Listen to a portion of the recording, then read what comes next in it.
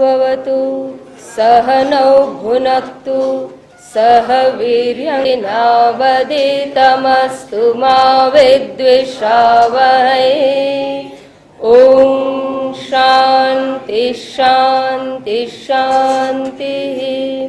सदाशिवसमारम्भां शङ्कराचार्यमध्यमाम् अस्मदाचार्यपर्यन्तां वन्दे गुरुपरम्परां वन्दे गुरुपरम्पराम्। श्लोक नंबर 101। वेदान्तानामशेषाणाम्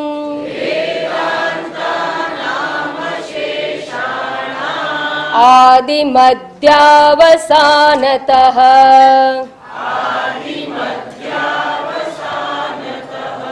ब्रह्मात्मन्येव तात्पर्यम्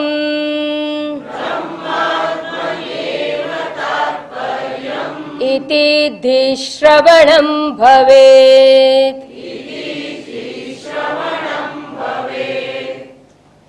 ગઈ વખતે આપણે આ 101માં શ્લોક ઉપર વિચારણા કરી રહ્યા હતા. વેદાંતાનામ અશેષાણામ, અશેષાણામ એટલે સંપૂર્ણ, બધા જ, શેષ રહિત, અશેષ અર્થાત શેષ રહિત, શેષ એટલે બાકી, બાકી રહ્યા વગર અર્થાત સંપૂર્ણ, પૂરેપૂરા, એટલે બધા જ ઉપનિષદો. વેદાંતાનામ, વેદાંતો નામ ઉપનિષદ, વેદાંત એટલે ઉપનિષદ, એટલે બધા જ ઉપનિષદોનો આદિ મધ્ય અવસાનતઃ, આદિમાં, મધ્યમાં અને અવસાનતઃ એટલે અંતે, બ્રહ્માત્મની એવ તાત્પર્યમ, બ્રહ્મ, આત્મા બ્રહ્મ છે એ જ તાત્પર્ય છે. અર્થાત જેને આપણે હું કહીએ છીએ એ આત્મા વાસ્તવમાં બ્રહ્મ જ છે, એવું પ્રત્યેક ઉપનિષદોનું આ તાત્પર્ય છે. આવું તાત્પર્ય એટલે કે ફર્મ કન્વિક્શન પ્રાપ્ત કરવું, આવી તાત્પર્ય બુદ્ધિ પ્રાપ્ત કરવી, તાત્પર્ય નિર્ણય પ્રાપ્ત કરવો, નિશ્ચયાત્મિક બુદ્ધિ પ્રાપ્ત થવી, એને શ્રવણ કહેવામાં આવે છે. અને ગઈ વખત આપણે એ પણ જોયું હતું કે બે પ્રકારે શ્રવણ હોય છે. એક શ્રવણ છે સૌથી પહેલા કરવામાં આવે એ જ્ઞાન પ્રાપ્તિ માટે, અવિદ્યા નિવારણ માટે, એને અધ્યયન રૂપ શ્રવણ કહેવામાં આવે છે. અને અધ્યયન કરતી વખતે શ્રવણ કાળે કેટલાક પ્રમાણગત સંશયો ઉત્પન્ન થાય છે. જેમ કે કોઈક ઉપનિષદમાં કહેવામાં આવ્યું હોય કે તસ્માદાત્મનઃ આકાશ સંભૂતઃ આકાશાદ વાયુઃ, એમ ઉત્પત્તિની વાત કરેલી હોય. છાંદોગ્ય ઉપનિષદ જોઈએ, તૈતરીય ઉપનિષદમાં આ રીતે કહ્યું, છાંદોગ્યમાં કહીએ તો તત્તેજો અસૃજત, એમાંથી તેજની ઉત્પત્તિ થઈ, એમ ઉત્પત્તિની વાત કહેવામાં આવી હોય. સિસ્ટમેટિકલી સમજાવવામાં આવ્યું હોય, સાયન્ટિફિકલી આપણને કન્વિન્સ કરે એવી રીતે આચાર્યોએ પણ ઉપદેશ્યું હોય. પણ બીજું ઉપનિષદ ભણીએ માંડુક્ય જેવું, ત્યારે એમ કહેવામાં આવે પ્રપંચો યદિ વિદ્યેત નિવર્તેત ન સંશયઃ, માયા માત્રમિદં દ્વૈતમ અદ્વૈતમ પરમાર્થતઃ, ન નિરોધો ન ચોત્પત્તિ ન બદ્ધો ન ચ સાધકઃ ન મુમુક્ષુર ન વિમુક્તઃ ઇત્યેષા પરમાર્થતઃ. આમ પારમાર્થિક સત્યના દૃષ્ટિકોણથી વાત કરવામાં આવે તો જગતને માયામય કહ્યું, સ્વપ્ન તુલ્ય કહેવામાં આવ્યું. તો આ બંને સ્ટેટમેન્ટ વચ્ચે કોન્ટ્રાડિક્શન જણાય છે, બંને વચ્ચે વિરોધાભાસ છે. એક કે છે જગતની ઉત્પત્તિ થઈ છે અને એક કે છે જગતની ઉત્પત્તિ નથી, એ તો માત્ર માયા છે, માયાનો ખેલ છે, જાદુગરની જાદુઈ સૃષ્ટિ જેવું છે. આમ બંને ઉપનિષદોમાં રહેલા વિરોધાભાસ એ પ્રારંભમાં જ્યારે ઉપનિષદનું શ્રવણ કરીએ ત્યારે ખબર પડે. જ્યાં સુધી શ્રવણ જ ના કર્યું હોય ત્યાં સુધી ઉપનિષદોની અંદર આવી વિવિધતા રહેલી છે એવું સમજાતું નથી. તો પ્રથમ પ્રકારનું શ્રવણ છે એ અધ્યયન રૂપ શ્રવણ છે, અને એ અધ્યયન રૂપ શ્રવણ વખતે અદ્રઢ અપરોક્ષ જ્ઞાન થાય છે. આત્માનું જ્ઞાન થાય છે, પણ કેવું?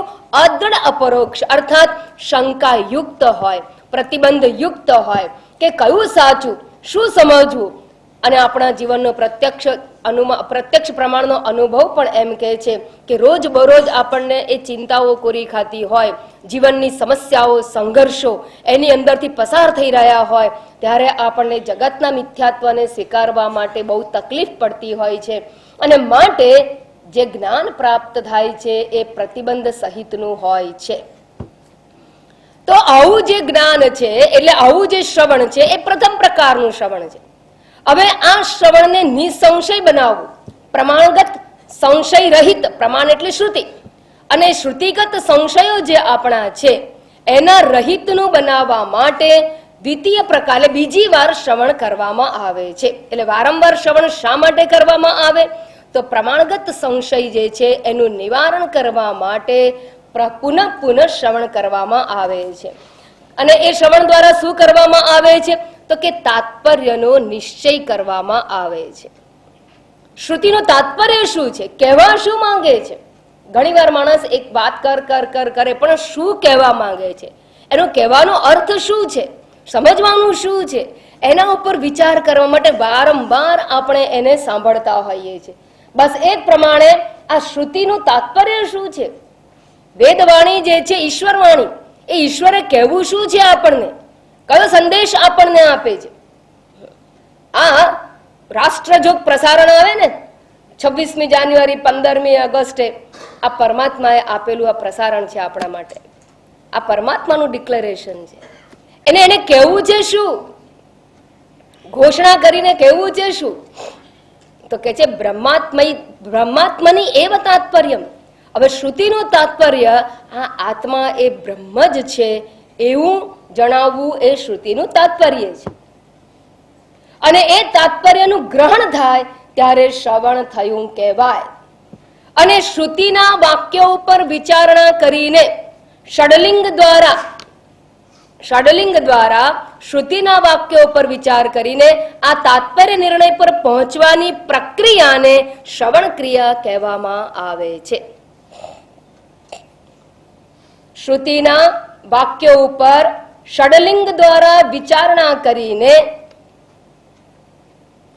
તાત્પર્ય પ્રાપ્ત કરવાની જે પ્રક્રિયા છે એને શ્રવણ કહેવામાં આવે છે. To develop the conviction regarding the apparent contradictions, Upanishadic contradictions, એને શ્રવણ ક્રિયા કહેવામાં આવે છે. અચ્છા, હવે જયારે એમ કહેવામાં આવ્યું કે ષડલિંગ દ્વારા એના ઉપર વિચાર કરવો, તો આ ષડલિંગ એટલે શું એની આપણે વિચારણા કરવાની હતી. અને એ ષડલિંગમાં લિંગ એટલે ચિહ્નો, અને 6 પ્રકારના ચિહ્નો દ્વારા આ તાત્પર્ય ઉપર પહોંચી શકાય છે. કોઈ પણ ગ્રંથ આપણને શું કહેવા માંગે છે એ જાણવું હોય તો આ 6 ચિહ્નોને જોઈ લેવા જોઈએ. એ 6 ચિહ્નો કયા કયા છે? તો કે ઉપક્રમ ઉપસંહાર નંબર 1, પછી અભ્યાસ નંબર 2, અપૂર્વતા નંબર 3, ફલમ નંબર 4, અર્થવાદ નંબર 5 અને ઉપપત્તિ નંબર 6. બની શકે કે જિંદગીમાં પહેલી વાર આવા બધા શબ્દો સાંભળવા મળ્યા હોય એટલે એને આ શું કહે છે, આ શબ્દો નવા નવા છે. અમારી ડિક્શનરીમાં તો નફો ખોટ, ભાવ તાલ, ઊંચા નીચા એ બધું ખબર હોય, બિગ બુલ ખબર હોય, પણ આ બધા શબ્દોની છણા ખબર નથી. તો એની વ્યાખ્યા પહેલા જોઈ લો. ઉપક્રમ એટલે બિગિનિંગ, આરંભ, ગ્રંથનો આરંભ. આરંભમાં જે વાત કરવામાં આવી હોય એને ઉપક્રમ કહેવામાં આવે. અને ઉપસંહાર એટલે એન્ડ. બિગિનિંગ અને એન્ડ એટલે ઉપક્રમ ઉપસંહાર.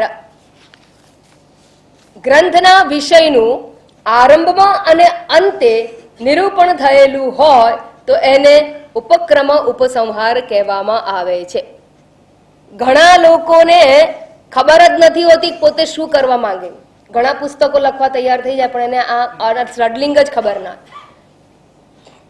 બહુ બહુ મહત્વની વાત. ઘણા વક્તાઓની અંદર પણ એવું બને, એ શરૂ કરે ક્યાંકથી અને એન્ડ કરે ક્યાંકથી.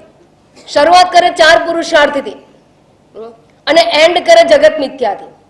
પુરુષાર્થ સમજાવો છો કે એને ખબર જ ના હોય ક્યાંથી ક્યાં પહોંચી જતા હોય, અથવા તો શરૂ કરે આપણે જગતનું સત્યત્વ સ્વીકારવા, જગત સત્ય છે કે નહીં, અને ખોવાઈ જાય બજારની અંદર ને બિગ મોલની અંદર પહોંચી જાય, બિગ બજારમાં અટકી જાય એની ગાડી. તો ઉપક્રમો ઉપસંહાર એ પહેલામાં પહેલું ચિહ્ન છે, જ્યાંથી શરૂ કરાય, જે વિષયનો ઉપાડ શરૂ કર્યો હોય અને અંતે પણ એ જ વિચારણામાં એનો અંત આવે, તો સમજવાનું કે આ subject matter of the text છે. એક વાત. બીજું અભ્યાસ.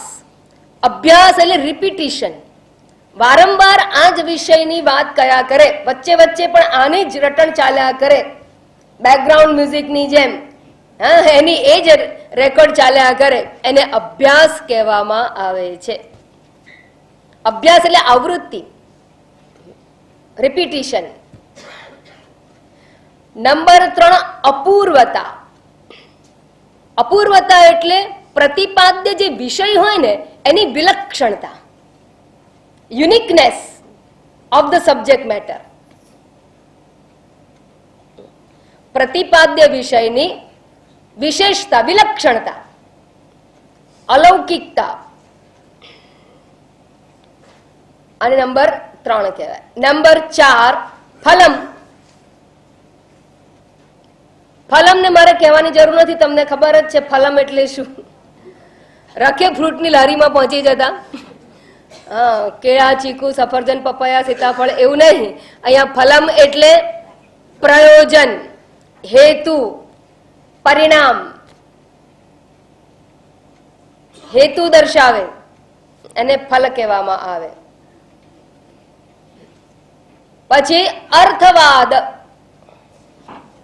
અર્થવાદ એટલે પ્રશંસા, પ્રેઝ, વખાણ. અર્થવાદ કરવો એટલે વખાણ કહેવામાં આવે. જે વિષય પ્રતિપાદિત કરવો હોય, જે સમજાવવું હોય ને વખાણ કરવામાં આવે. દાખલા તરીકે શિવ પુરાણ હોય તો વિષ્ણુના વખાણ ના ચાલે, શિવજીના વખાણ, કારણ કે તમારે શિવનું નિરૂપણ કરવું છે, શિવની ભક્તિ વધે એવો પ્રયત્ન છે, એ પ્રયોજન છે ગ્રંથનું, માટે શિવના વખાણ આવે. અને તમારે વિષ્ણુ પુરાણ લો તો વિષ્ણુના વખાણ આવે. એમ જે વસ્તુનું પ્રતિપાદન કરવાનું હોય એના વખાણ, એને અર્થવાદ કહેવામાં આવે છે. એટલે વિષય વસ્તુની પ્રશંસા, અને પ્રશંસા જેની થાય એ તાત્પર્ય હોય. ફલમ જેનાથી મળતું હોય જે, એ પણ તાત્પર્ય હોય. વારંવાર બોલતા હોય એ ગ્રંથનું તાત્પર્ય હોય. પહેલા અને અંતે પણ એની એ જ વાત આવે તો એ એનું તાત્પર્ય હોય. આ બધા લિંગ છે તાત્પર્ય નિર્ણય કરવા માટેના. પછી કહ્યું ઉપપત્તિ. ઉપપત્તિ એટલે યુક્તિ સહિત, દ્રષ્ટાંત સહિત, યુક્તિ કે દ્રષ્ટાંત સહિત વિષય વસ્તુનું પ્રતિપાદન. પોતાની વાતને આમ ઠસાવવા માટે, પોતાની વાતને ઠસાવવા માટે યુક્તિ અને દ્રષ્ટાંત સહિત પ્રતિપાદન કરવાની ક્રિયાને ઉપપત્તિ કહેવામાં આવે છે. ઉપપત્તિ એટલે યુક્તિ.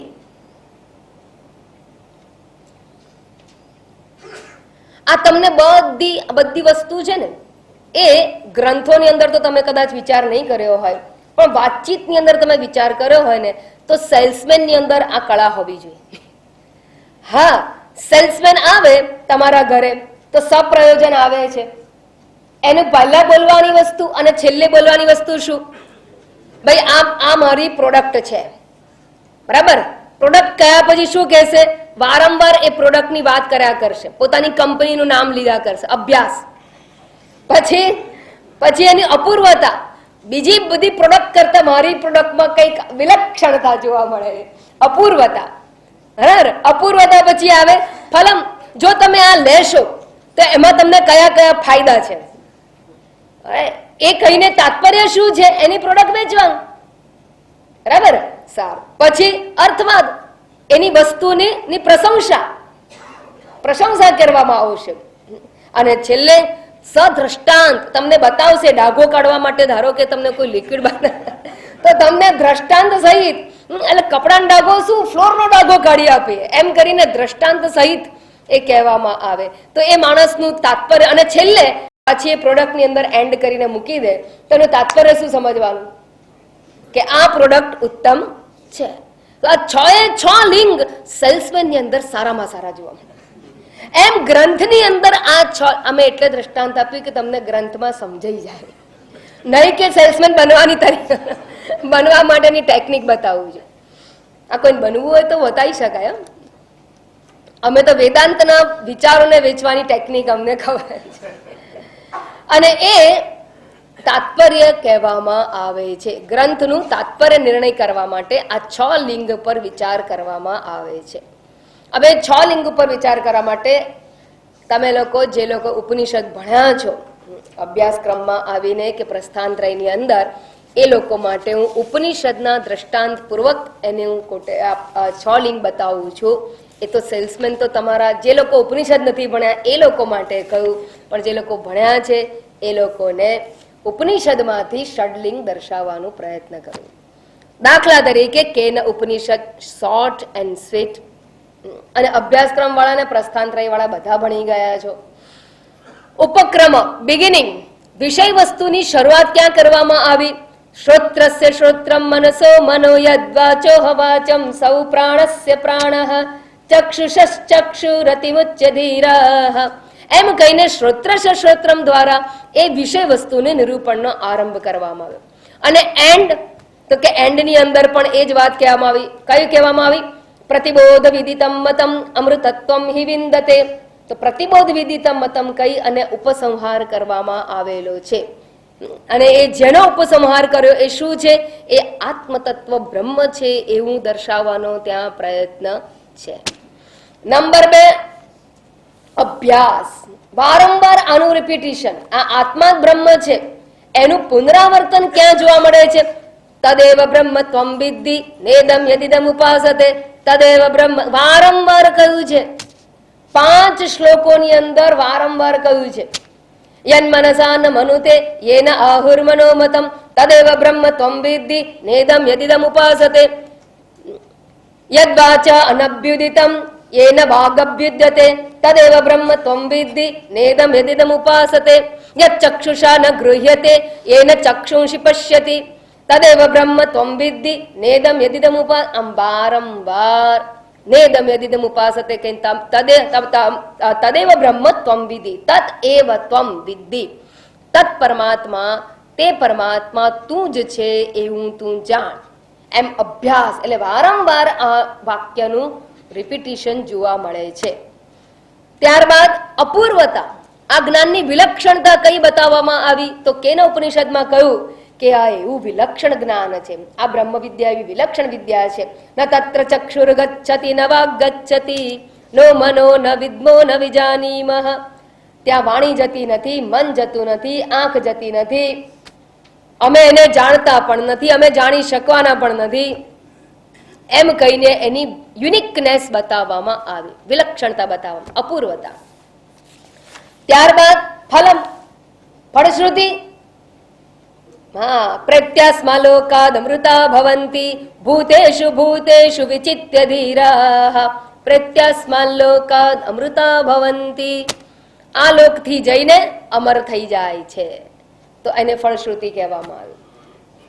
એટલે શું કહ્યું ફળશ્રુતિમાં? શું કહ્યું? આ જ્ઞાનનું મહત્વ બતાવવામાં આવ્યું, તાત્પર્ય કહેવામાં આવ્યું કે આ જ્ઞાનનું આ તાત્પર્ય છે કે એને પ્રાપ્ત કરવાથી અમર થવાય છે. આગળ કહ્યું અર્થવાદ. અર્થવાદ કઈ રીતે? પ્રશંસા કરી તો કે છે બ્રહ્મ દેવેભ્યો વિજિજ્ઞે તસ્ય બ્રહ્મણો વિજયે દેવા અમહિયંત. વાસ્તવમાં આપણા જીવનની સફળતા કે નિષ્ફળતાનું કારણ પણ એ જ તત્વ છે. દેવો જો વિજય પામતા હોય તો એનો અર્થ એવો નથી કે દેવોમાં પોતાની શક્તિ છે માટે વિજય પામે છે કે સફળ થાય છે.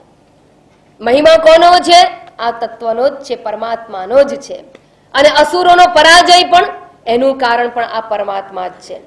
એમ સફળતા કે નિષ્ફળતાનું કારણ એ જ છે, અર્થાત એના લીધે વિજયને પ્રાપ્ત થયેલા દેવો મહિમાવાન થયા.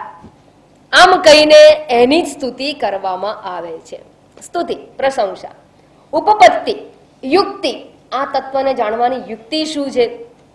તો કે જે યસ્યા મતં તસ્ય મતં મતં યસ્ય ન વેદસઃ અવિજ્ઞાતમ વિજાનતામ વિજ્ઞાતમ અવિજાનતામ યસ્ય અમતમ તસ્ય મતમ. જેના માટે આ ન જણાયેલું છે એ ખરેખર બ્રહ્મને જાણે છે. એટલે એમ કહીને યુક્તિ આપી. કઈ યુક્તિ આપી?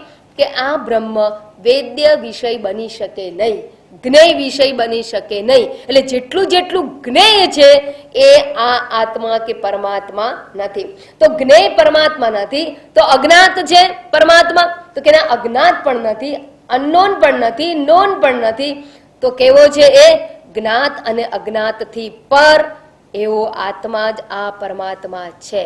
આ યુક્તિ આપવામાં આવી છે, જેના પર વિચાર કરવામાં આવે તો જગતમાં જ્ઞાત એ ભગવાન નથી, પરમાત્મા નથી, અજ્ઞાત એ પરમાત્મા નથી. તો રહ્યું કોણ? જ્ઞાત અને અજ્ઞાત બે પરમાત્મા નથી તો રહ્યું શું? જ્ઞાત અને અજ્ઞાત ઉપર વિચાર કરનારો આત્મા બાકી રહ્યો. અને એવો એ આત્મા છે, એ જ પરમાત્મા છે. આ યુક્તિ આપી. આ યુક્તિ દ્વારા આત્મતત્વનું નિરૂપણ કરાવવામાં આવ્યું. તો આમ કેન ઉપનિષદની અંદર ષડલિંગ જોવા મળે છે. એકમાં સમજાવ્યું, બીજાની અંદર હું ફટાફટ તમને કહી દઉં, જેથી કરીને વધારે સમય આપણે એના પર ના લાવીએ, પણ તમને ખ્યાલ આવે કે કઈ રીતે ષડલિંગનો પર વિચાર કરવામાં આવે છે અને શ્રુતિનું તાત્પર્ય જાણવામાં આવે છે. કઠો ઉપનિષદની અંદર આરંભ કરવામાં આવ્યો, એયમ પ્રેતે વિચિકિત્સા મનુષ્ય અસ્તિત્ય કે નાયમ અસ્તિતિ ચૈકે. એમ કહીને કે આ પ્રેત વિષયમાં, એટલે જે જીવાત્મા જગતમાંથી જાય છે, આ દેહમાંથી નીકળે છે, એના વિશે સંશય છે જગતની અંદર કે એ જીવાત્મા રહે છે કે રહેતો નથી. અસ્તિતિ એકે નાયમ અસ્તિતિ છે એકે. કેટલાક કહે છે રહે છે, કેટલાક કહે છે આ જીવાત્મા રહેતો નથી. આમ સંશય ઉઠાવીને આરંભ કરવામાં આવ્યો. ત્યારબાદ ઉપસંહાર દ્વારા એ જ આત્મતત્વનું નિરૂપણ કરતા કહ્યું, અંગુષ્ઠ માત્ર પુરુષ અંતરાત્મા સદા જનાનામ હૃદયે સન્નિવિષ્ટ. સર્વના હૃદયમાં રહેલો અંગુષ્ઠ માત્ર પુરુષ, એટલે સૂક્ષ્મમાં સૂક્ષ્મ આ પરમાત્મા છે, એનું નિરૂપણ કરીને ઉપક્રમ કરેલો, એનો ઉપસંહાર કરવામાં આવ્યો. કઠશ્રુતિમાં અભ્યાસ વારંવાર એનું નિરૂપણ, અજો નિત્ય શાશ્વતોયમ પુરાણ વગેરે મંત્રો દ્વારા એનું પુનરાવૃત્તિ કરવામાં આવે છે. ત્યારબાદ અપૂર્વતા, એમાં પણ કહેવામાં નૈવ વાચા ન મનસા પ્રાપ્તું શક્નોતિ, એટલે મનથી વાણીથી એ જાણી શકાતો નથી. નાયમાત્મા બલહીને ન લભ્ય, નાયમાત્મા, એ બધી વાતો મુંડકમાં કરવામાં આવી. અહીંયા નહીં, અહીંયા તો નૈવ વાચા ન મનસા પ્રાપ્તું એમ કહીને અપૂર્વતા બતાવવામાં આવી. ત્યારબાદ ફલમ, ફલમ શું છે? તો કે મૃત્યુ પ્રોક્તામ નચિકેતો અથ લબ્ધ્વા વિદ્યામેતામ યોગ વિધિમ ચ કૃત્સ્નમ બ્રહ્મ પ્રાપ્તો વિરજઃ અભૂત અમૃત્યુ વિમૃત્યુ, એટલે ઘડપણ અને મૃત્યુથી રહિત થઈ જાય છે. આમ કઠશ્રુતિમાં ફળશ્રુતિ કહેવામાં આવી, ત્યાં અર્થવાદ પણ કહેવામાં આવ્યો. યસ્ય બ્રહ્મ ચ ક્ષત્રમ ચ ઉભે ભવત ઓદનઃ. આ એ પરમાત્મા છે કે જેના માટે આ બંને ઓદન, ઓદનમ એટલે ભાત, એટલે કે અન્નનો કોળિયો છે, એટલે એના માટે કોળિયો છે. આ કોણ? બ્રહ્મ અને ક્ષત્રમ. બ્રહ્મ એટલે વિદ્યાની રક્ષા કરનાર બ્રાહ્મણો, અને ક્ષત્રમ એટલે ધર્મની રક્ષા કરનારા ક્ષત્રિયો. આ બંને એના માટે ભાત જેવા, કોળિયો જેવા છે. એમ કહીને એની પ્રશંસા કરવામાં આવી. મૃત્યુ અસ્ય ઉપસેચનમ, અને સાક્ષાત કાળ યમરાજ એના માટે ચટણી છે. એમ કઈ, હા, ઉપસેચનમ એટલે ચટણી ગઈ છે. અને એમ કહીને આ પરમાત્માની પ્રશંસા, સ્તુતિ કરવામાં આવેલી છે. ઉપપત્તિ, એને પ્રાપ્ત કરવા માટેનો ઉપાય કે યુક્તિ બતાવતા કહ્યું, અગ્નિરથૈકો ભુવન પ્રતિષ્ઠ પ્રવિષ્ટમ રૂપમ રૂપમ પ્રતિરૂપો બભૂવ એકસ્તથા સર્વભૂતાંતરાત્મા રૂપમ રૂપમ પ્રતિરૂપો બહિશ્ચ. એમ કહીને એક જ એ આત્મા અનેક રૂપે થયેલો છે. એટલે દરેકની અંદર જે સત્વ કે તત્વ રૂપે રહેલું છે એ આ પરમાત્મા જ છે. જેમ સોનું અનેક રૂપે થઈ અને દાગીના રૂપે વ્યક્ત થાય છે, એમ એક જ પરમાત્મા અનેક નામ અને આકારોની અંદર વિવિધ રૂપે પ્રગટ થયેલું છે. આ ઉપપત્તિ દ્વારા જગત કારણત્વ દર્શાવીને એ તત્વનું નિરૂપણ કરવામાં આવેલું છે. તો જેનું નિરૂપણ આ 6 લિંગ દ્વારા કયું નિરૂપણ કરવામાં આવ્યું? એક જ તત્વ. તાત્પર્ય શું છે? આત્મા એવ બ્રહ્મ. સર્વની અંદર રહેલો એ જે તત્વ છે, અર્થાત શું? સર્વના આત્મા રૂપે જે રહેલું છે એ આ બ્રહ્મ છે, અર્થાત આત્મા એ જ પરમાત્મા. સર્વમાં રહીને કહ્યું એટલે અનંત છે, અને સર્વની અંદર છે એટલે સર્વના આત્મા રૂપે છે. આત્મા રૂપે કહી અને જીવાત્માની વાત કરી, અને સર્વ કહી અને અનંતત્વ અમર્યાદિત્વ કહી દેવામાં આવ્યું, અને અનંત તત્વ એને જ બ્રહ્મ કહેવામાં આવે છે. તો આમ ષડલિંગ દ્વારા શ્રુતિના તાત્પર્યનો નિશ્ચય કરવો એને શ્રવણ કહેવામાં આવે છે. ભગવદ્ ગીતાની અંદર પણ ષડલિંગ જોવા મળે છે. કયા કઈ રીતે ષડલિંગ જોવા મળે છે? ઉપક્રમ ઉપસંહાર એનો ગઈ વખત મેં ઉલ્લેખ કરેલો. અશોચાનન વશોચસ્ત્વમ, ઘણા બધા પારાયણ કરતા હોય તો શબ્દો ખબર હોય. તો અશોચાનન વશોચસ્ત્વમ થી આરંભ થાય અને અંતે મા શુચઃ મામેકમ શરણમ વ્રજ અહમ તો સર્વ પાપેભ્યઃ મોક્ષયિષ્યામિ મા શુચઃ.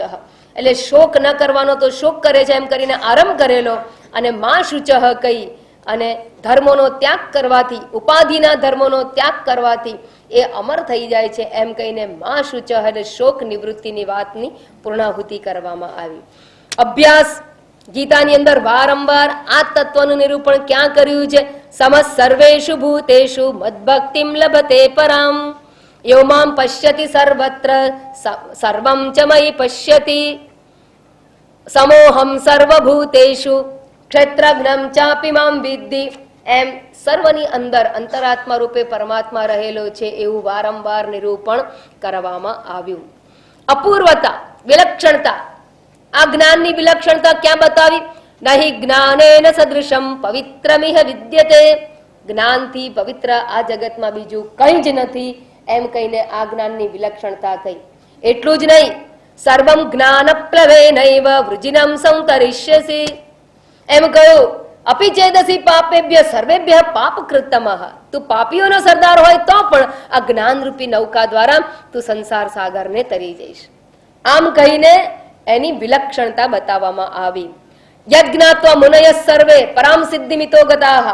અર્થાત આ તત્વને પ્રાપ્ત કરીને ઋષિ મુનિઓ, મહાન મહાન મુનિઓ પણ આ સંસાર સાગરથી પાર થઈ ગયા છે. આમ આ જ્ઞાનની વિલક્ષણતા ગીતાકારે કહી. ત્યારબાદ ફળશ્રુતિ. આ જ્ઞાનનું ફળ શું છે? તો કે સર્વ કર્માખિલમ પાર્થ જ્ઞાને પરિસમાપ્યતે. તમામ કર્મો બળીને ભસ્મ થઈ જાય છે.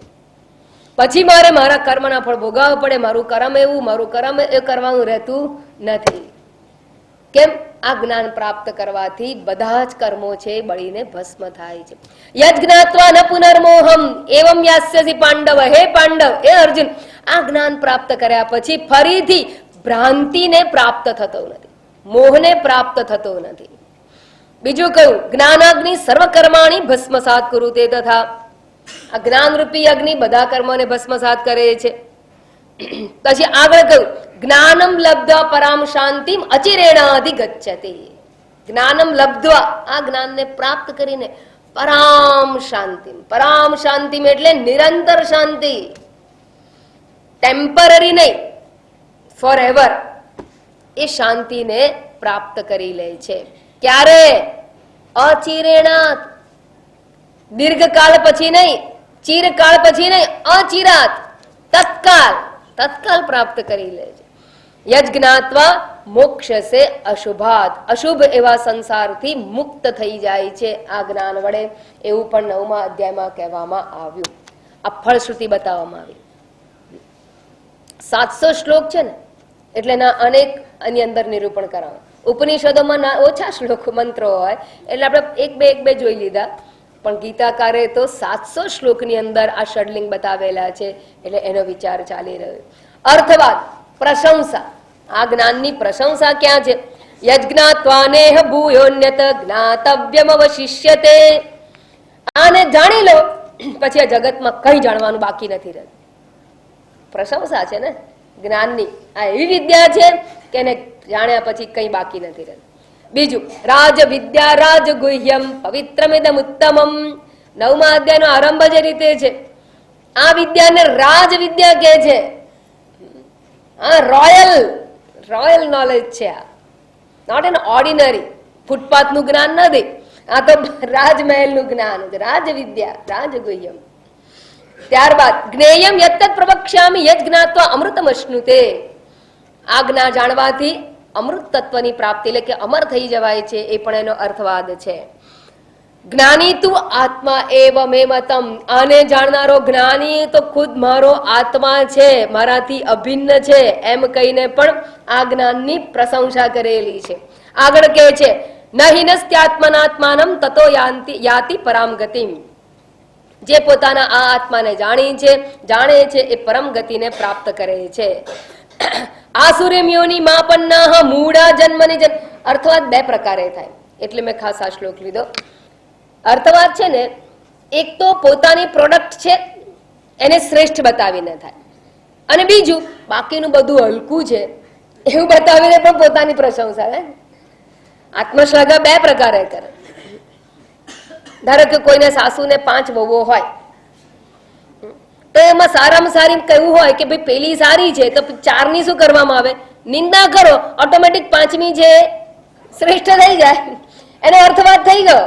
એના માટે શબ્દ ના બોલે પણ 4ની નિંદા કરે એટલે ઓટોમેટિક પેલાનો અર્થવાદ થઈ ગયો.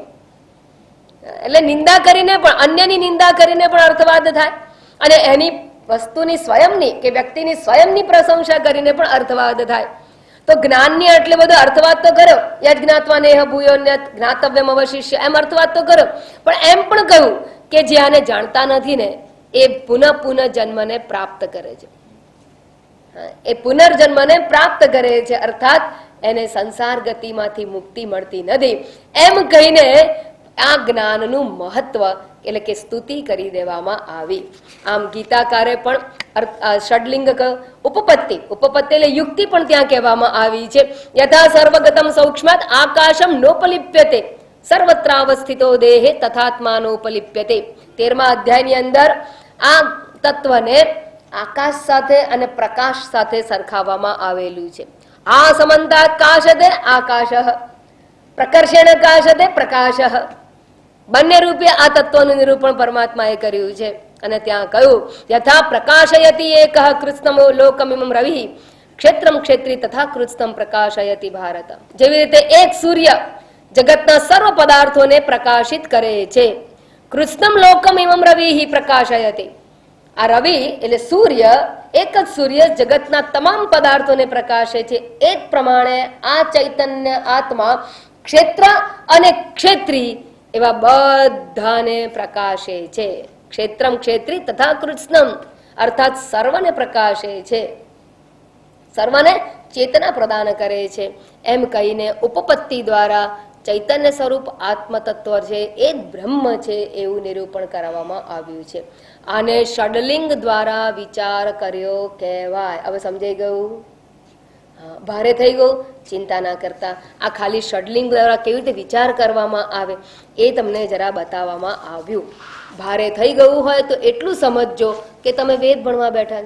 મેં કહું ફૂટપાથનું જ્ઞાન નથી, આ વેદ વિદ્યા છે, રાજ વિદ્યા છે, અને માટે કોક વાર એવું ભારે થાય તો જરા સંભાળી લેવાનું, જરા વધારે આપણે તાકાત પ્રાપ્ત કરવાની અને ફ્રેશ થઈને એનો વિચાર કરી.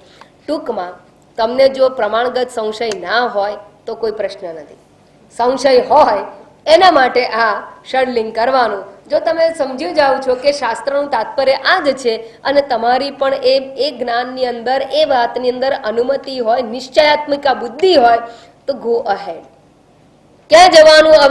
હવે બીજા પ્રકારનો જે અવરોધ એ આપણી પાસે છે કે નહીં એ જોવાનો.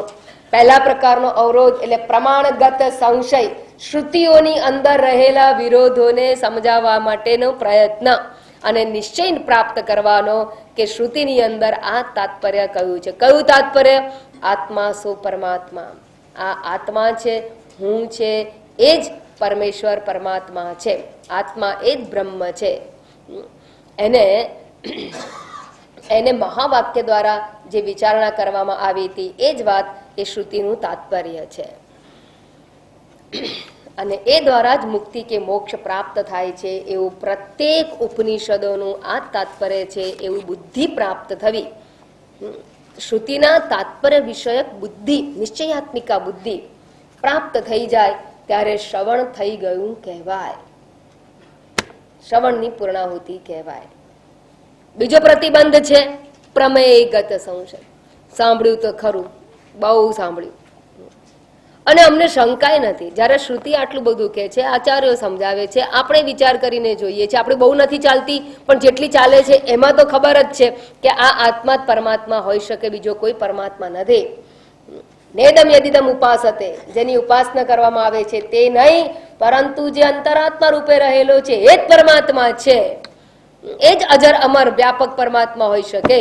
અને એવો નિશ્ચય થઈ ગયા પછી એક બીજા પ્રકારની શંકા છે, અને એ શંકા એવું છે કે શાસ્ત્ર કે આચાર્ય કે શ્રદ્ધા રાખીએ, પણ મારો અનુભવ એનું શું?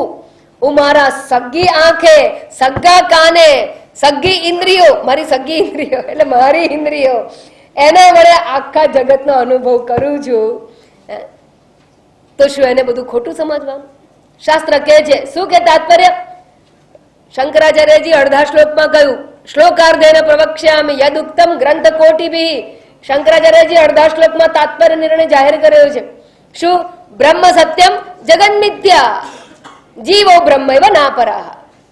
આ વાત છે એ શ્રુતિઓનું તાત્પર્ય છે. બ્રહ્મ સત્યમ જગત મિથ્યા અને જીવાત્મા પરમાત્મા જુદા નથી, આ તાત્પર્ય કહેવામાં આવ્યું છે. પણ મારો અનુભવ શું કહે છે? હું જો પરમાત્મા હોઉં તો મેં સૃષ્ટિનું સર્જન કર્યું. ઈશ્વર તો સૃષ્ટિના સર્જક કહેવાય, કર્મફળ દાતા કહેવાય છે. અને હું તો મારા છોકરાને જે બનાવવા માંગુ છું બનવાય તૈયાર નથી. તો હું છોકરાને મારે કર્મફળ ના આપું? જો હું ઈશ્વર હોઉં, કર્મફળ દાતા હોય, તો એનું લેખ હું ના ઘડું, એના કર્મફળ હું ના આપું? હું ક્યાંથી ઈશ્વર હોઉં? તો ક્યાંથી આ જીવને ઈશ્વરને એકતા કહેવામાં આવી? વિરોધાભાસ છે. બીજો વિરોધાભાસ કયો છે? આ જે જગતની તમે કહો છો ને કે મિથ્યા, બ્રહ્મ સત્યમ જગત મિથ્યા, ચાલો સીધા સીધા જાઓ એટલે ખબર પડે, એટલે પથ્થરો મારું જ ખબર પડે કે આ ફૂલ છે કે પથ્થરો છે, પછી કહેજો જગત મિથ્યા છે. જગત મિથ્યા છે, મારા સંઘર્ષ, મારા પ્રશ્નો, મારું જીવન, મારી સાંસારિક જવાબદારીઓ, એ બધું મિથ્યા ગણવાનું? એ મિથ્યા થઈ જાય તો કેવી રીતે જીવવાનું પછી? અને ધારો કે મિથ્યા હોય ને, હું તો કર્તવ્યમાં છટકી જવા તૈયાર જ છું, પણ કર્તવ્યમાંથી છટકી જઈએ તો શું મને દુખી નહીં થવાય? હા, તો આ બધા પ્રશ્નો મારા જીવનના અનુભવની સાથે શ્રુતિના વાક્યોનો વિરોધ દર્શાવે છે. એટલે શાસ્ત્ર તો કહે છે એ બધું બરાબર, પણ મારું જીવન છે એ શાસ્ત્ર વાક્યથી વિપરીત જ છે. અને હું પંચદર્શી ક્લાસમાં આવું ત્યારે 15 દિવસે 1 કલાક આ તમારી વાત સાંભળું, બાકીના 14 દિવસ અને 23 કલાક આ જગત મારા માથે ઠોકાયેલું છે. એનું શું?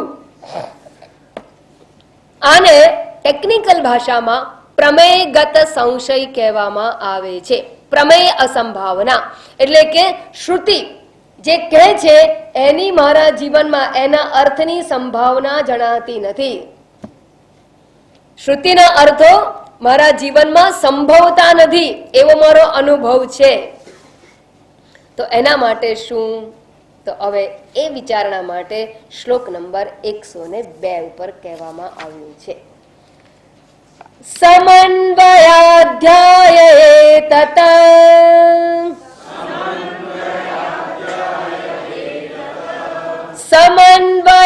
સમન્વયાધ્યાયે તત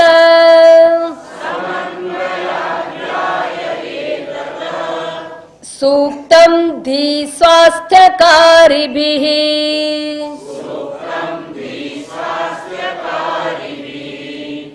સૂક્તમ ધી સ્વાસ્થ્યકારિભિઃ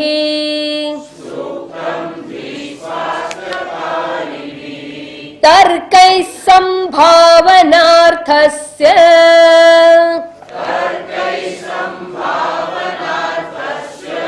તર્કૈ સંભાવનાર્થસ્ય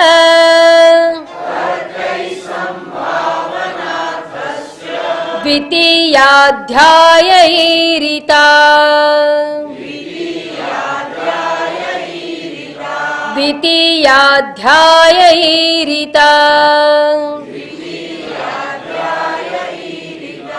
समन्वयाध्याये तत सूक्तं धीस्वास्थ्यकारिभिः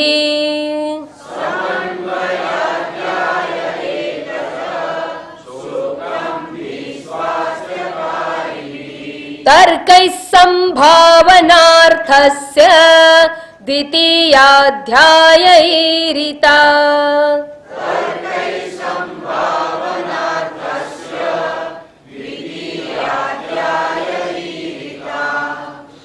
સમન્વયાધ્યાય એતત સૂક્તમ એટલે સુધી શ્રવણની વાત કહી દેવામાં આવી. સમન્વયાધ્યાય સમન્વય અધ્યાયમાં એતત સુઉક્તમ સુઉક્તમ સુષ્ઠુ ઉક્તમ સમન્વય અધ્યાયમાં એતત એટલે આ વાત સુષ્ઠુ ઉક્તમ એટલે સારી રીતે કહેવાઈ ગઈ છે, કહેવાયેલી છે. આ કયો અધ્યાય? તમને 18 અધ્યાય ખબર છે ને? હા, આ 18 અધ્યાયમાં શોધવા નહીં બેસતા સમન્વય અધ્યાય. સમન્વય અધ્યાય એ બ્રહ્મસૂત્રમાં છે. બ્રહ્મસૂત્રના કેટલા અધ્યાય છે? ગીતાના તો 18 છે, બ્રહ્મસૂત્રમાં કેટલા? 4. એમાં 4માં કયો અધ્યાય આ સમન્વય અધ્યાય છે? પહેલો અધ્યાય સમન્વય અધ્યાય છે. પ્રથમ અધ્યાય સમન્વય અધ્યાય, બ્રહ્મસૂત્રનો પ્રથમ અધ્યાય સમન્વય અધ્યાય છે. દરેક અધ્યાયની અંદર 4 પાદ છે. 4 પાદ, પાદ એટલે વિભાગ. અને સમન્વય અધ્યાયની અંદર આ શ્રવણની ચર્ચા કરવામાં આવેલી છે. એતત સુઉક્તમ એ શ્રવણની ક્રિયાની નું અનુસંધાન છે અહીંયા બીજા શ્લોકમાં. એટલે વિદ્યારાયણ સ્વામી જે આગલા શ્લોકમાં કઈ તાત્પર્યની વાત કરી એને શ્રવણ કહેવામાં આવ્યું, અને આ શ્રવણ વિશેની ચર્ચા અહીંયા સમન્વય અધ્યાયમાં કહેવામાં આવેલી છે.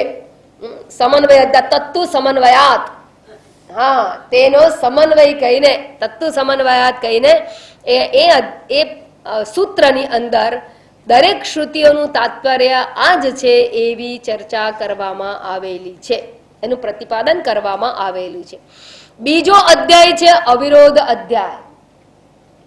અવિરોધ અધ્યાય જેની અંદર તર્ક દ્વારા એટલે કે મનન ક્રિયા દ્વારા, પહેલો અધ્યાય છે એ શ્રવણ ક્રિયા દર્શાવે છે, બીજો અધ્યાય છે એ મનન ક્રિયા દર્શાવે છે, અને એમાં તર્ક દ્વારા આ બીજો પ્રકારનો જે અવરોધ છે, પ્રતિબંધ છે, એનું નિવારણ કરવાનો પ્રયત્ન વ્યાસાચાર્યએ કરેલો છે. એ તો ખબર છે ને, બ્રહ્મસૂત્ર કોણે રચ્યું? વેદવ્યાસજી. ઉપનિષદ વાક્ય જુદા, એ ઈશ્વરવાણી છે, પણ બ્રહ્મસૂત્ર છે એ વ્યાસજી રચિત છે. અને ત્રીજો અધ્યાય છે સાધન અધ્યાય. સાધન અધ્યાયની અંદર કર્મ, પછી કર્મના પ્રકારો, ઉપાસના અને જ્ઞાન અને વિપરીત ભાવનાનું નિવારણ એ વગેરે એટલે નિધિધ્યાસનની ચર્ચા પણ સાધન અધ્યાયમાં કરવામાં આવેલી છે. એટલે આ 3 પ્રકારના જે પ્રતિબંધો છે એમાં એક અધ્યાયમાં એક પ્રતિબંધ નિવૃત્તિ માટેનો વિચાર કરાયો છે. પ્રથમ અધ્યાયમાં પ્રમાણ અસંભાવના નિવૃત્તિ કરાવવામાં આવી, એટલે કે શ્રવણ વિચાર કરવામાં આવ્યો. બીજા અધ્યાયની અંદર પ્રમેય અસંભાવનાની નિવૃત્તિ કરાવવામાં આવી, એટલે કે મનન ક્રિયાનું નિરૂપણ કરવામાં આવ્યું છે. અને ત્રીજા અધ્યાયમાં સાધન અધ્યાયની અંદર નિધિધ્યાસનનું નિરૂપણ કરવામાં આવેલું છે, એટલે કે વિપરીત ભાવના રૂપી પ્રતિબંધની નિવૃત્તિનો ઉપાય દર્શાવવામાં આવેલો છે. અને ત્યારબાદ ફલાધ્યાય, ચોથો અધ્યાય છે એ ફલ અધ્યાય છે, ફળશ્રુતિ દર્શાવવામાં આવેલી છે. આમ બ્રહ્મસૂત્રના 4 અધ્યાય છે. પણ બ્રહ્મસૂત્રની અંદર બીજા અધ્યાયની અંદર આ બીજા અધ્યાયના બીજા પાદમાં, બીજા પાદનું નામ છે તર્કપાદ, અને તર્કપાદની અંદર આ મનન ક્રિયાનું નિરૂપણ કરાવવામાં આવેલું છે. એની વાત કરતા કહે છે ધી સ્વાસ્થ્યકારીભિઃ તર્કૈઃ અર્થસ્ય સંભાવના દ્વિતીયાધ્યાયે ઈરિતા. અર્થાત ધી સ્વાસ્થ્યકારી ભી એટલે કે બુદ્ધિમાં શમ એટલે કે એમાં એની શાંતિ, બુદ્ધિમાં જે ઉત્પન્ન થયેલા પ્રશ્નો છે એનું નિરાકરણ કરીને, સારી પેઢે નિરાકરણ કરીને બુદ્ધિને સ્વસ્થ કરનારા તર્કો વડે અર્થસ્ય સંભાવના એટલે શ્રુતિના અર્થની સંભાવના, શ્રુતિ જે કહે છે કે બ્રહ્મ સત્યમ જગત મિથ્યા એની સંભાવના બીજા અધ્યાયમાં કહેવામાં આવેલી છે.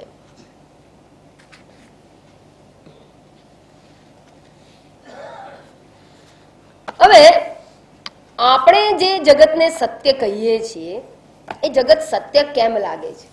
બરાબર સમજ્યા? જગત સત્ય કેમ લાગે છે?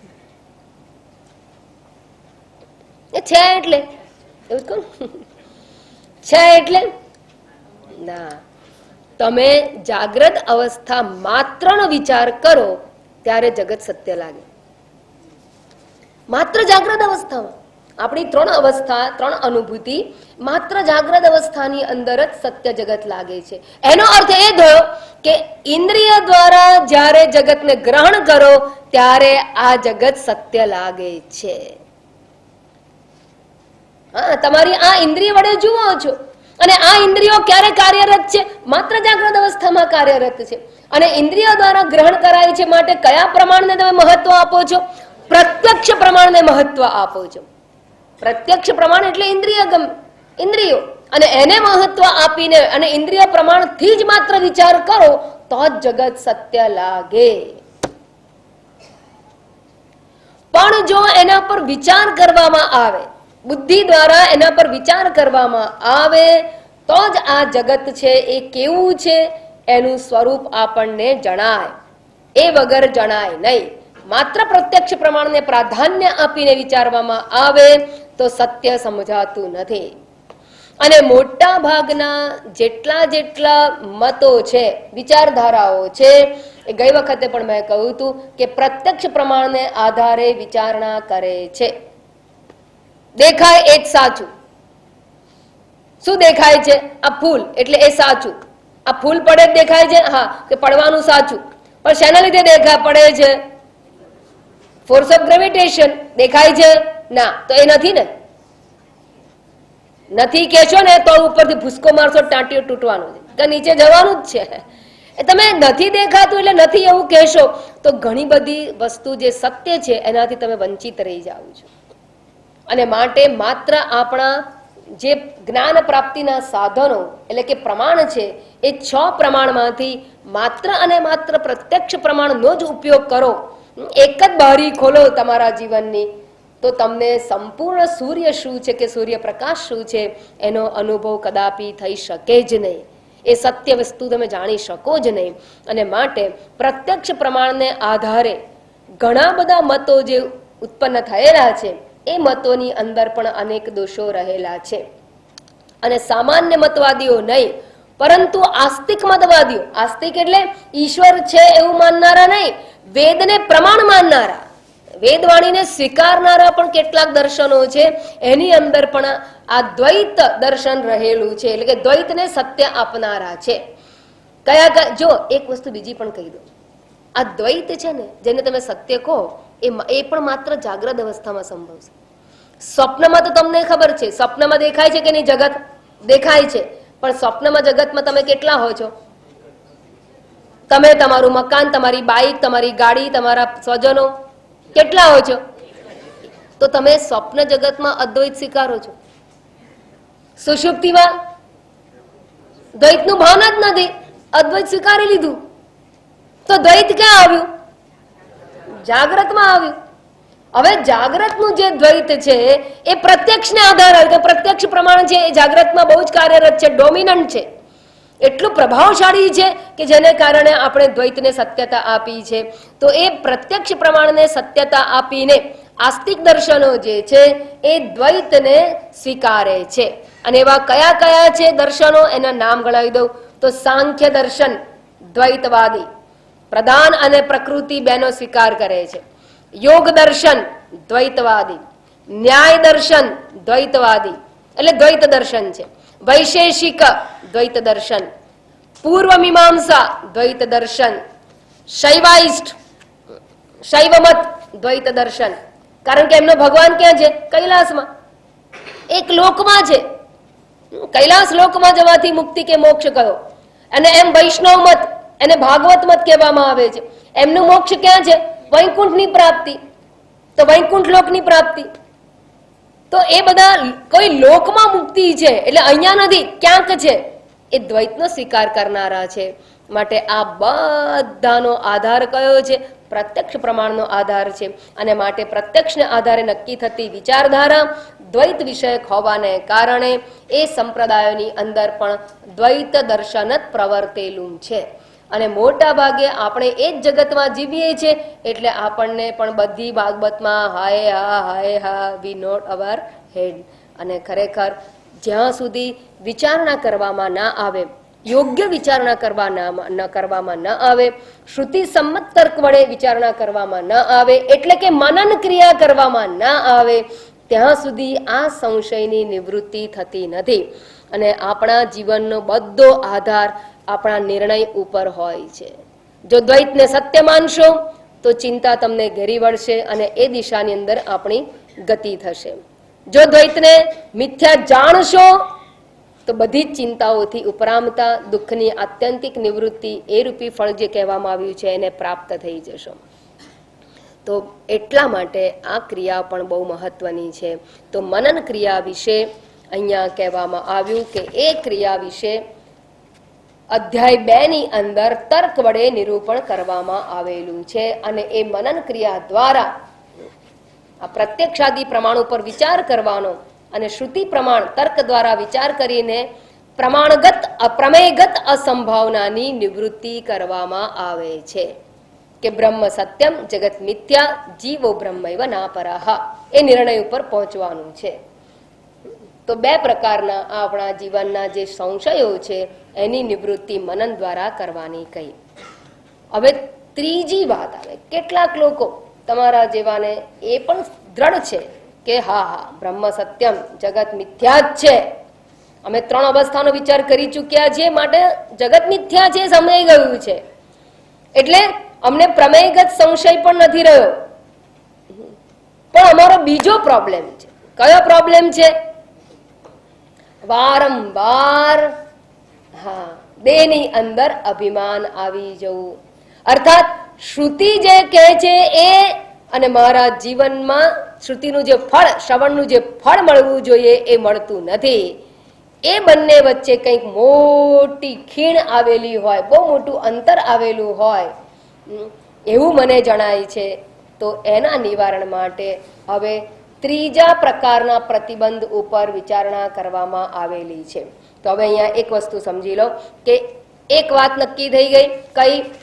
પ્રમાણગત સંશય, એની નિવૃત્તિ શ્રવણ દ્વારા થાય, બીજી વારના શ્રવણ દ્વારા થાય.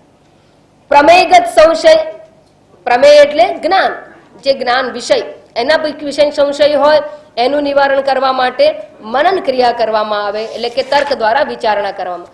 હવે ત્રીજા પ્રકારનો જે પ્રોબ્લેમ છે એને કહેવાય વિપરીત ભાવના રૂપી પ્રતિબંધ.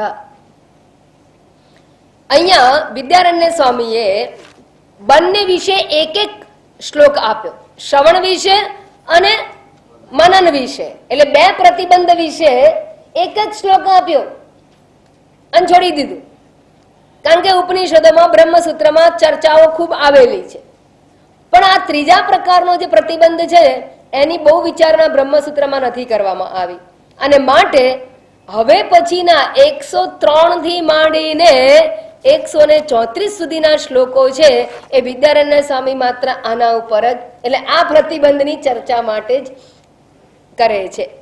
આટલા બધા શ્લોકો ઉપર આની વિચારણા કરવામાં આવેલી છે કે બહુ મોટો પ્રતિબંધ છે કે જીવનમાં આપણે જે જાણ્યું છે, સમજ્યા છીએ, પણ એ જીવનમાં જે જાણ્યું છે એ ખરેખર સત્ય છે કે નહીં, એ વિપરીત ભાવના આપણા એ જ્ઞાનને ઢાંકી દે છે, વારંવાર ઢાંકી દે છે. તો એના નિવારણ માટે હવે શ્લોક આરંભાય છે. શ્લોક 103. બહુજન્મ દ્રઢાભ્યાસાત બહુજન્મ દ્રઢાભ્યાસાત દેહાદિષ્વાત્મધિક્ષણાત દેહાદિષ્વાત્મધિક્ષણાત પુનઃ પુનરુદેત્યેવં પુનઃ પુનરુદેત્યેવં જગત સત્યત્વધીરપી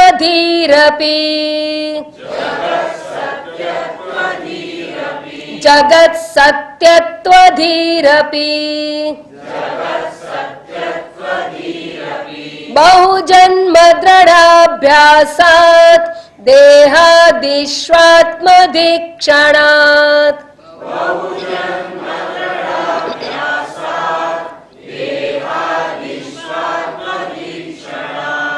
પુનઃ પુનરુદેત્યેવં જગત સત્યત્વધીરપી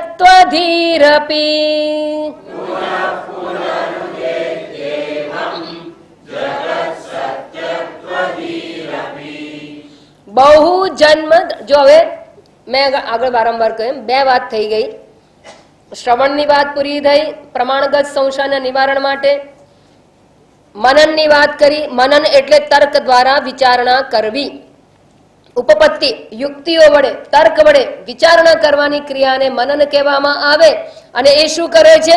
બુદ્ધિને સ્વસ્થ, સ્વસ્થ એટલે કે કન્વિન્સ કરે છે. શાસ્ત્રની જે વાત છે એને સમજવા માટે બુદ્ધિને કન્વિન્સ કરે છે. ત્યારબાદ હવે ત્રીજા પ્રકારનો જે પ્રતિબંધ છે, એ પ્રતિબંધ કેમ ઉત્પન્ન થયો છે? તો કે બહુ જન્મ દ્રઢ અભ્યાસાત, અનેક જન્મોનો દ્રઢ અભ્યાસ છે. એ અભ્યાસ હોવાથી શું થાય છે? દેહાદિષુ આત્મધીહિ ક્ષણાત, ક્ષણવારની અંદર દેહાદિમાં હું બુદ્ધિ આવી જાય. આત્મબુદ્ધિ એટલે હું બુદ્ધિ. અનાત્માની અંદર હું બુદ્ધિ ક્ષણમાં આવી જાય. કેટલી ક્ષણમાં? ઉભા થયા અને બે પગ પર ઉભા રહો, એની સાથે બે સંશય આવી જાય. બે વસ્તુ આવી જાય છે. શું આવી જાય છે? દેહાદિષુ આત્મધીહિ, દેહ હું છું અને હું ચાલુ છું, મારે જવાનું છે. આત્મધીહિ ક્ષણવારની અંદર આવી જાય છે. દેહાદિ અનાત્મ પદાર્થો. દેહાદિ અનાત્મ એટલે કયા કયા? દેહ, પ્રાણ, ઇન્દ્રિય, મન, બુદ્ધિ વગેરે વગેરે. એટલે શું? પાંચે પાંચ કોષોમાં અન્નમય, પ્રાણમય, મનોમય, વિજ્ઞાનમય, આનંદમય, આ બધા કોષોમાં હું બુદ્ધિ આવી જાય છે ક્ષણમાં. કોઈ કહેતું નથી કે હું શરીર છું, વિચાર કરો. ધ્યાન નથી કર્યું, નિધિધ્યાસન નથી કર્યું, તો પણ ક્ષણ માત્રની અંદર હું દેહ છું બુદ્ધિ આવી જાય છે. પુનઃ પુનઃ ઉદેતી એવમ એવમ, અને આ પ્રમાણે એ વારંવાર ઉત્પન્ન થાય છે. ક્ષણ માત્રની અંદર વારંવાર ઉત્પન્ન થાય છે. કેવું છે કે લીલ ભાજી હોય ને પાણીનું તળાવ હોય, ઉપર લીલ હોય, તમે આમ ખોલો ને એટલે પાણી દેખાય, પણ જેવો હાથ લીધો તરત લીલ છવાઈ જાય. જેવો હાથ લો તરત છવાઈ જાય. બસ એમ અહીંયા અત્યારે શું કરવામાં આવે છે? આમ લીલ દૂર કરવામાં આવે.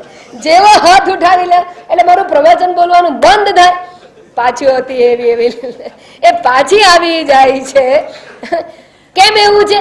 બહુ જન્મ દ્રઢ અભ્યાસ, નોટ ઓનલી વન બર્થ. આ જન્મે તો તમે બહુ પ્રયત્ન કરે, પણ બહુ જન્મના અભ્યાસને કારણે આવું વારંવાર થાય છે. તો એક તો દેહાદિષુ આત્મબુદ્ધિ, અને બીજી વિપરીત ભાવના કઈ છે? જગત સત્યત્વ ધીહિ. એટલે એક પગ એટલે અન્નમયાદિ કોષો હું, દેહાદિ હું, અને બીજો પગ એટલે જગત સત્ય છે. જગત સત્યત્વ ધીહિ, જગતમાં સત્ય બુદ્ધિ. કયું જગત? જાગ્રત જગત. એટલું જ નહીં ભાઈ, તમને જગત સત્ય લાગે છે ને, તમે કયા જગતમાં રહો છો? જીવું છું એ જ સૃષ્ટિમાં, જે સૃષ્ટિ મારી ભીતર રહેલી. દુનિયા તો ઘણી વિશાળ છે, પણ આપણું જગત એટલે હું, મારા છોકરા, મારું પરિવાર, મારું કામ, મારું જવાબદારી, મારું આ મારા, એ બધાને આપણે આપણું જગત સમજવાનું છે. My problems are my world, my problem is my world. બીજું કોઈ જગત નથી. તો એવું જગત એટલે પોતાના પ્રોબ્લેમ રૂપી જગત, અને એમાં સત્ય બુદ્ધિ ઉત્પન્ન થાય છે. એના માટે શું કરવું જોઈએ અને વિપરીત ભાવના એટલે શું એને સમજવા માટે નેક્સ્ટ ટાઈમ મળીશું ત્યારે વિચારણા કરીશું. ઓમ પૂર્ણમદ પૂર્ણમિદમ પૂર્ણાત પૂર્ણમુદચ્યતે પૂર્ણસ્ય પૂર્ણમાદાય પૂર્ણમેવાવશિષ્યતે. ઓમ શાંતિ શાંતિ શાંતિ. હરિ ઓમ.